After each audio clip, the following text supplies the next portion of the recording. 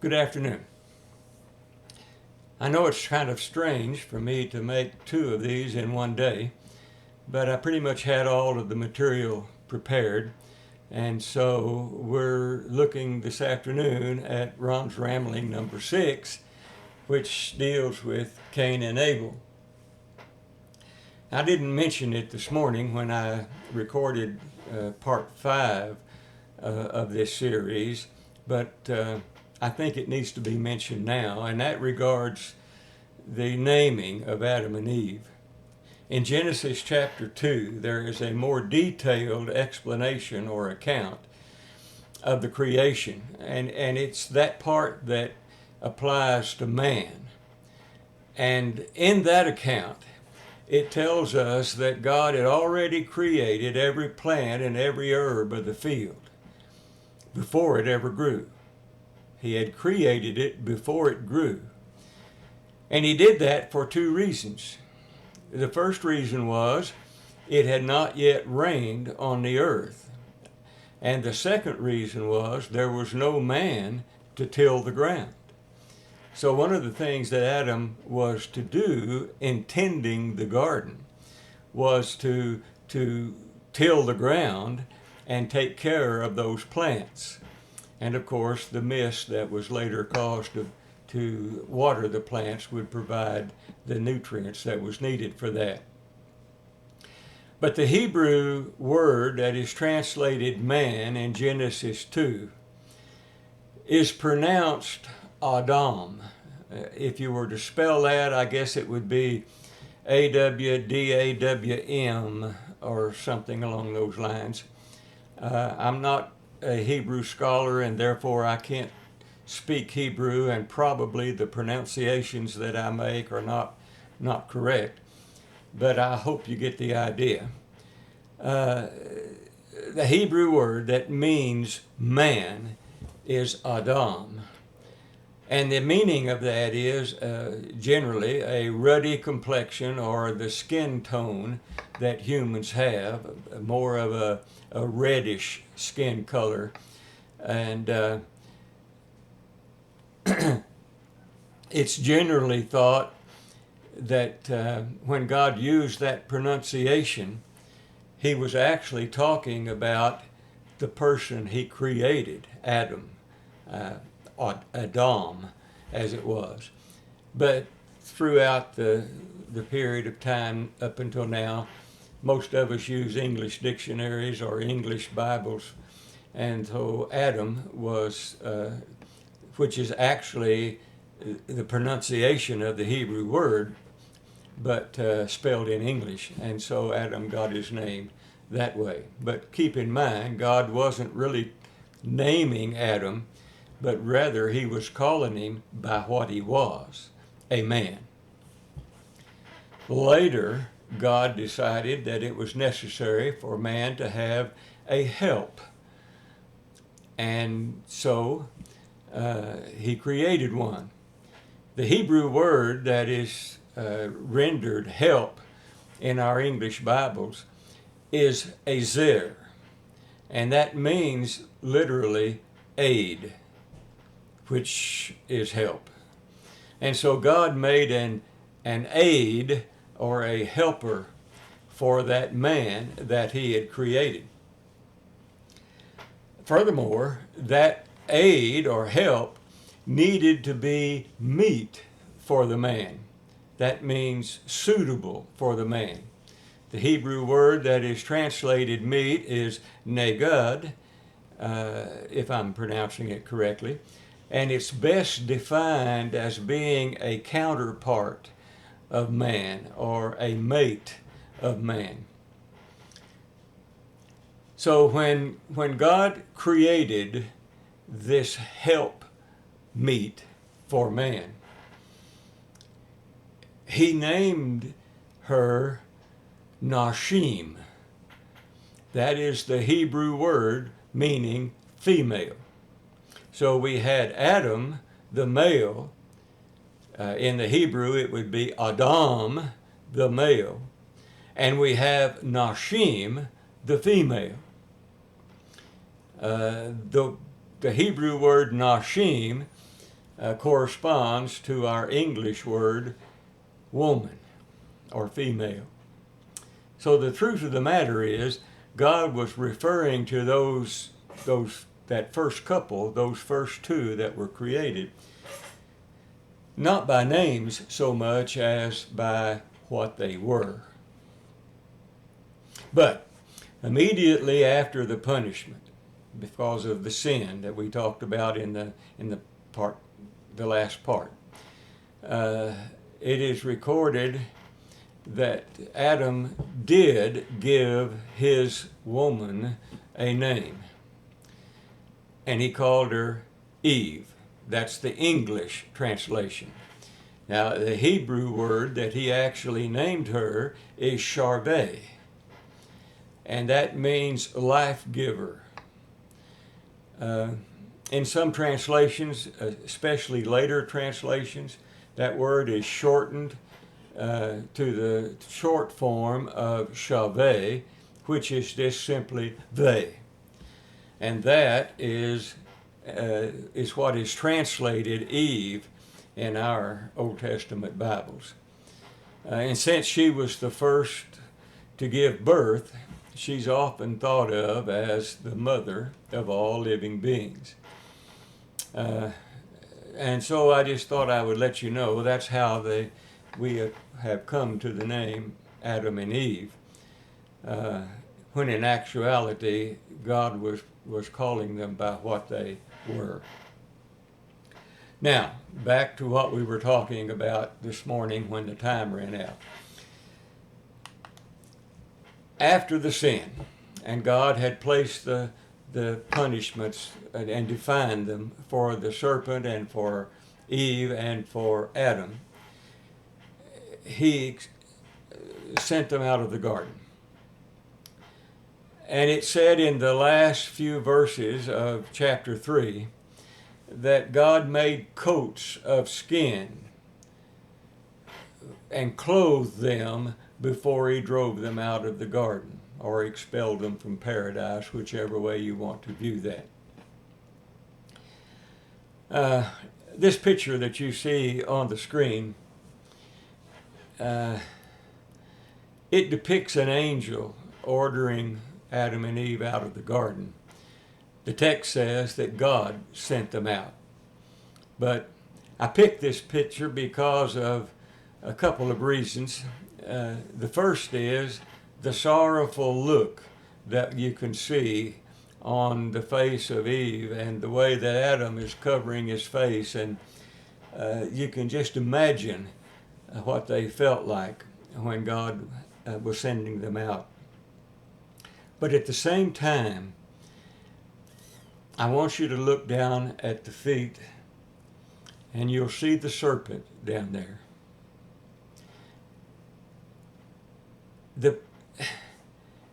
Doesn't that serpent look like he's smiling?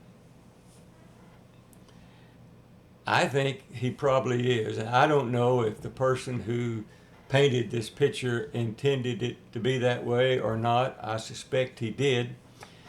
But he has a reason to be smiling.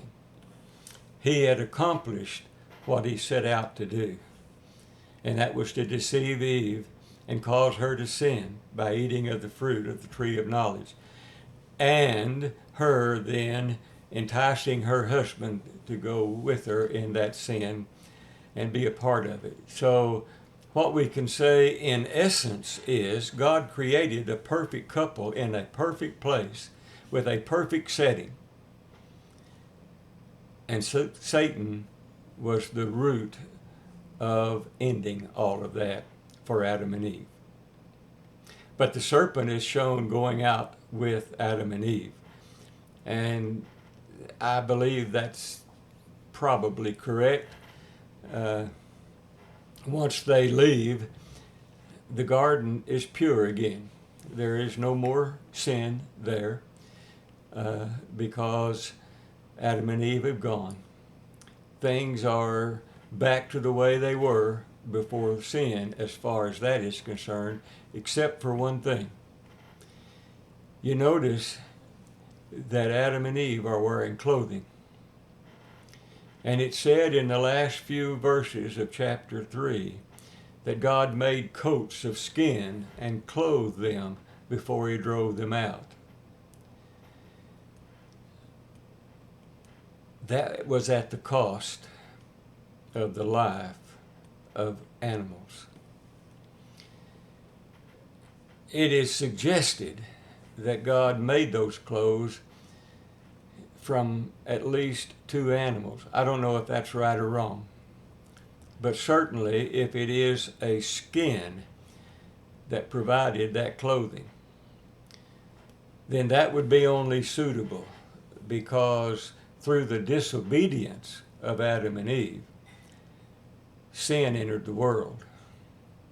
And coming in with that sin was death, because that was the overall consequence of eating that fruit. God had told them, in the day that you eat of it, you shall surely die.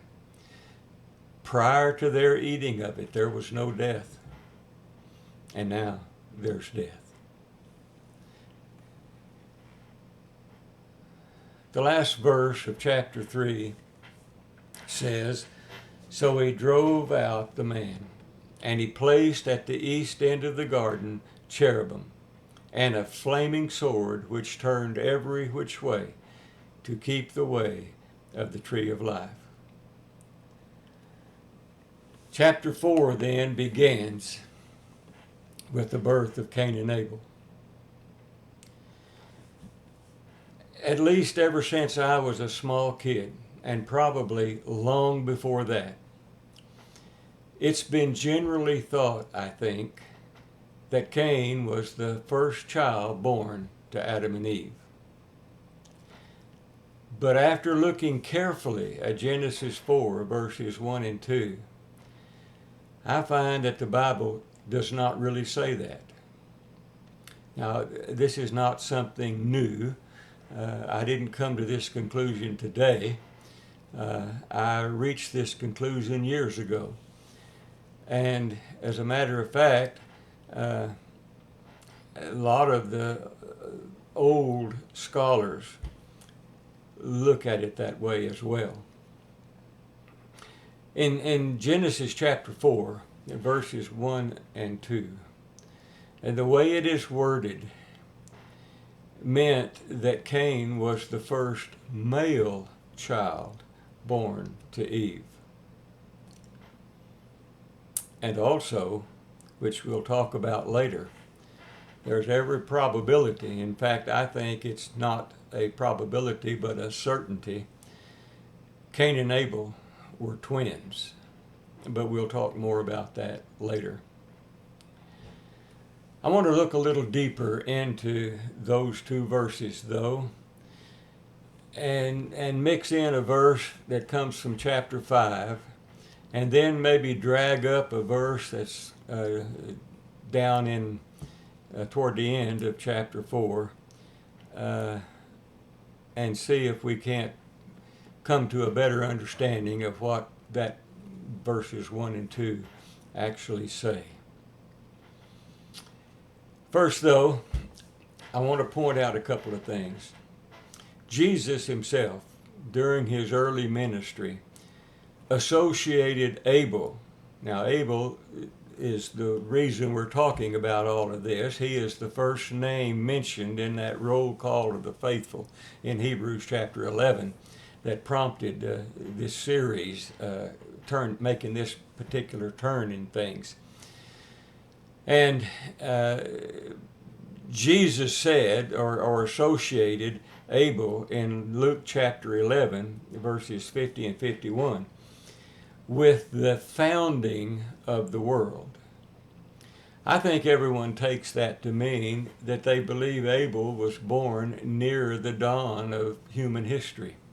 And certainly, I think that's true. But that doesn't really provide us with an actual number, because frankly, no number is ever given. I'll put up on the screen Genesis chapter 5, verses 1 through 3.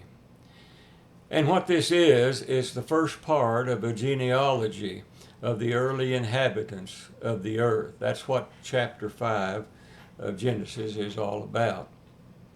And takes us up to Noah, by the way.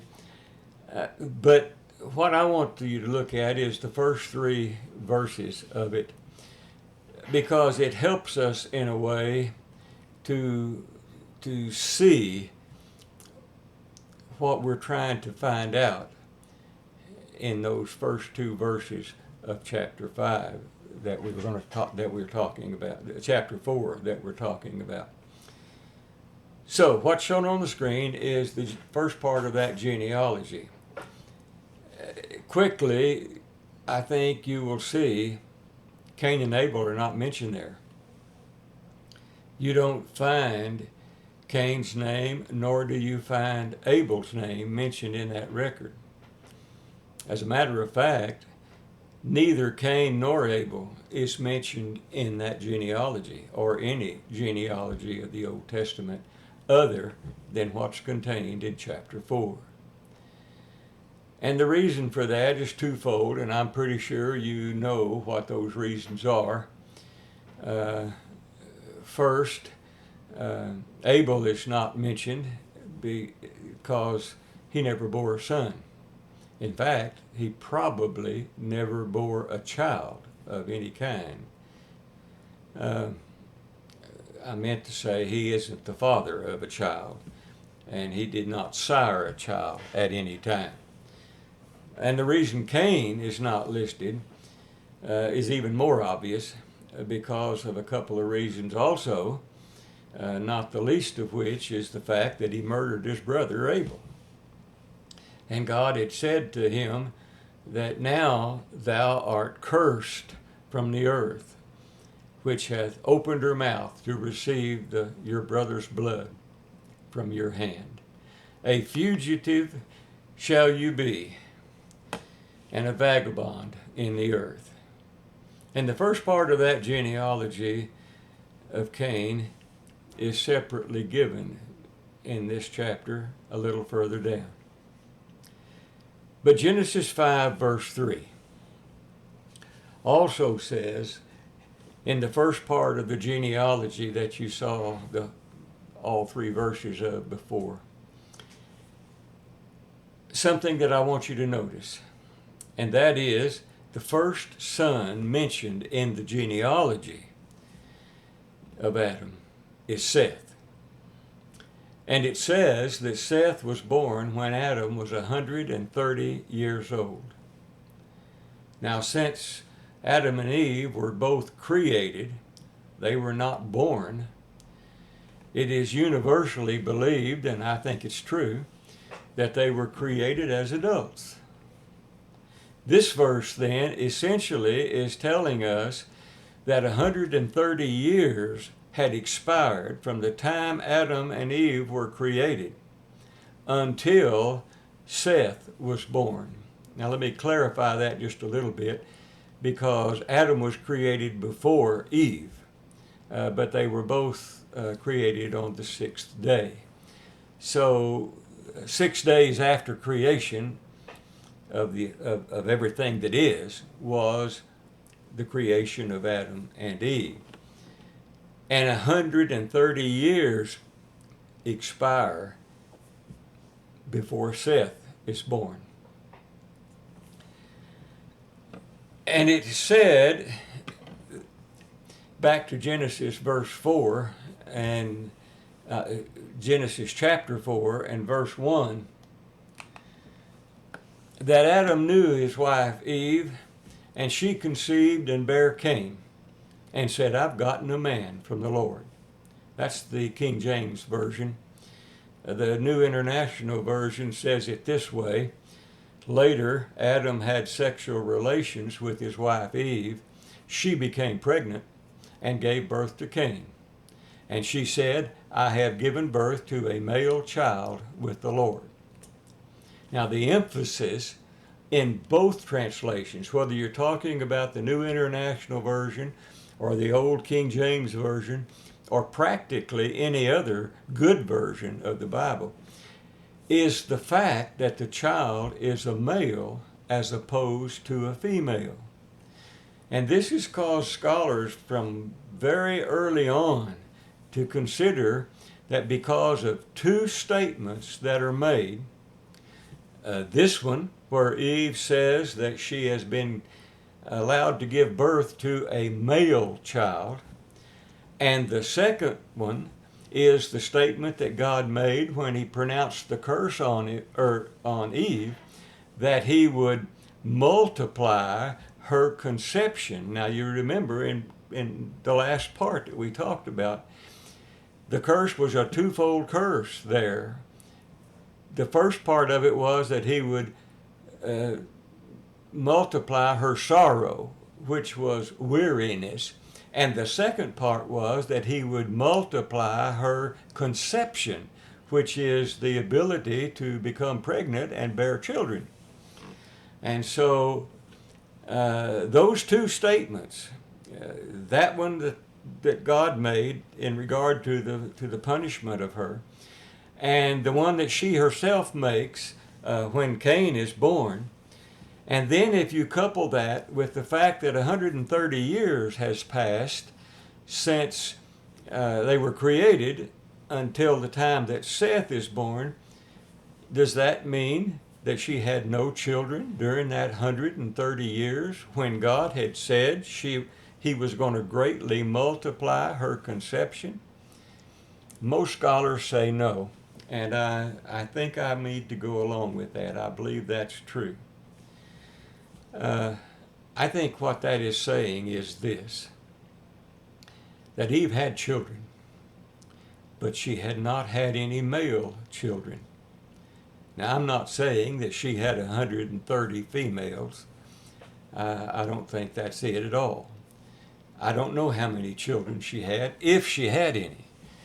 But I'm saying that it looks like, from these verses and from the genealogy and from what God had said to her in the punishment that he gave to her, that she has provided children to Adam, and they were all female up until Cain. I don't know how long they remained in the garden, so I can't say whether they didn't have any children in the garden, at least not as far as anyone can determine. So all of that takes place after they are expelled from the garden. And since we don't know how long that was, we can't say whether it's 50 years or 60 years or 70 years or what. It may have only been 10 years or 15 years. We just don't know. But there's something else that we must bring into this, and that is down in Genesis chapter 4, verse 17, when it's talking about the curse that God placed on Cain because he murdered his brother, that God sends him out, and Cain goes and settles in the land of Nod. And at that time, he had a wife. So there are some facts that we must deal with. The first fact is, Adam and Eve were the only two people that were created. The second fact is, if the first fact is true, which I think everyone would agree to, then all other inhabitants of the earth must have come through Adam and Eve. If in fact Cain was the first male child born to them, then Cain had to get his wife from somewhere. It could only be his sister, a sister. I don't know how many she had. I believe there's little doubt that Cain's wife was one of his sisters. Whether he had one or two or three or more, I don't know. But looking at it that way, and considering those facts that we have to deal with, it sheds a new light on the things. And then I mentioned that Cain and Abel were twins. We don't have time to talk about that. Our time's done expired this time too. So that will be in part 7. Thank you for watching, and I hope you have a good day.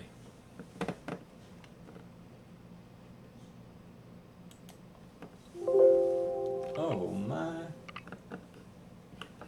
I didn't do that right.